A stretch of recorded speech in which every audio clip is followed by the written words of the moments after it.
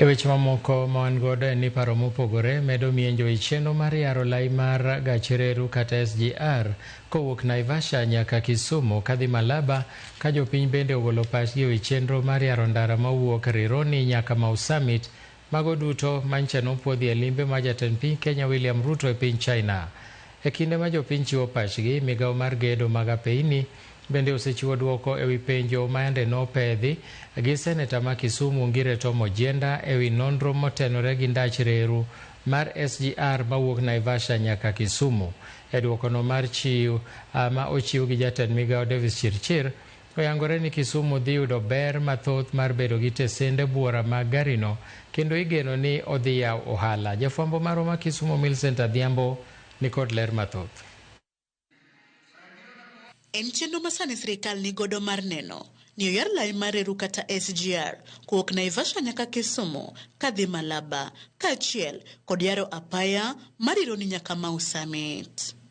E chenro no mar gero ndach reru mar SGR sani omako mach bang' wuok mar jatend piny Kenya William Ruto e piny China. Motelo ne mano, tarik 19 dwe mar adek higani, seneta ma Kisumu Profesa Tom Ojienda ne opedho penjo ne komiti mar ndara mondo oyud duoko motenore gi chenro manitie mar gero ndach reru no mar SGR, kaachiel kuom penjo ne en ng'eyo matut bor mar ndach reru no to kod kuonde ma owinjo olu moriwo koda ka tesende ma ochan ketne. Duoko mar migawo mar dongruok mar apaya ma ochiw kogno kod jatend migawo Davis Chirchir oyango ni ndach reru no dhi ringo e kidieny mokwongo Phase 2B mabor ni romo kilomita 262 kawuok Naivasha nyaka Kisumu, kaeto bang'e idhi rie kawuok Kisumu nyaka Malaba kuom kilomita 107. Bor mare duto koriw dhi bedo kilomita 369.3. Ndach reru no dhi luwo counties kaka Narok, Bomet, Kericho, Nyamira, Kisumu, Vihiga, Siaya, Kakamega kod Busia. E kaunti ma Kisumu, borne dhi bedo kilomita 77. E kaunti onogo ma Kisumu, migawo mar wuoth yango ni igeno bedo kod tesende 6 mag gach reru ka oriwo Ahero, East Kolua, Kibos e kind mamoko. Achiel kuom penjo mane openji gi seneta Tom Ojienda neno okenge mag chulo jogo mandach reru dhi kalo e gwengegi. Kamano migawo noduoko ni nonro ma idhi tim dhi yango jogo mowinjore michudo, kendo biro tim kamano ka iluwo chik matayo chenro mag lowo e pachoka, Land Act. Chenro no bende dhi nyodo duol ma ochung' ne lowo e pachoka, National Lands Commission.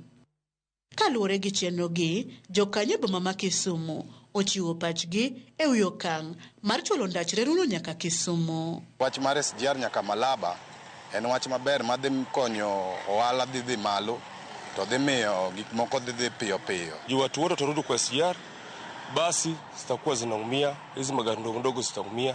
Ni kama wanaua sekta ya matatu na mabasi. Pesa fare dhi punguza. Itiyo gi pesa matine fare to wan wadhi konyora konya, kendo mzigo wabe wabiro go dichiel, ok ni wachakwa we mzigo biro gi lori. Kata wan seche ma waloso geche wa kwa dhi omo spares Nairobi mokiro ka idwa ni kaw kata mana engine moro, to mondo yud gari minyalo ting'e bedo matek. Koro kokelno SGR manyalo miyo chop peyo, obiro ting'o handwa malo. Kopogore gi SGR, jopiny bende omedo puoyo okang' mar yaro ndara mar Rironi kadhi Mau Summit, ma bende giwacho ni dhi kelo fuong'ruok e chenro mag wuoth. Samoro jam ka giwuok Nairobi, jam pek nyathiwa ma samoro ido niya wang'ado ne abiria geche 4 gari pok odonjo. Iwinja, koro wambe no wakwayo nyathiwa ka sirkal nyalo timo gimoro ailano, wadhi mor kendo wadhi winjo maber nwach. Kinde ma geche kawe ndara biro bedo maber, to wang'eyo kendo wamedo kwacho ni kata yawo ndara no kik geche dhi e speed ma ok owinjore kodgi. Jowuoth gi johala yango ni kuom kinde mathoth, wuoth kod golo mwandu kowuok Nairobi osebedo negi matek, kendo koro sani gineno ka yot moro dhi betie. Wandalo mwadhi wero, ikwame ndara tin, accident ng'eny. Koro koyawe, dakika tidonjo Nairobi, dakika tiduogo. Movement dhi bedo kod mayot, kata wan bende wabedo go gi tich mayot, kata ka wa travel kwa dhi waro mwandu Nairobi, kata ka wadhi waro mwandu be Mombasa. Kwayo gine sirikal to chalo kamae. Ndaro bebe na nyue gi bam soketi mondo wadhi tich. Mane gima kwayo. Polisi uoga kaka Raila wacho chani polisi kikibede ndara. Hata kama watakuwa kwa barabara wapunguzwe. Si hapa kilomita 10 mwingine, kilomita 10 mwingine, kilomita 10 mwingine. Hizo 50 100 wanachukua hiyo.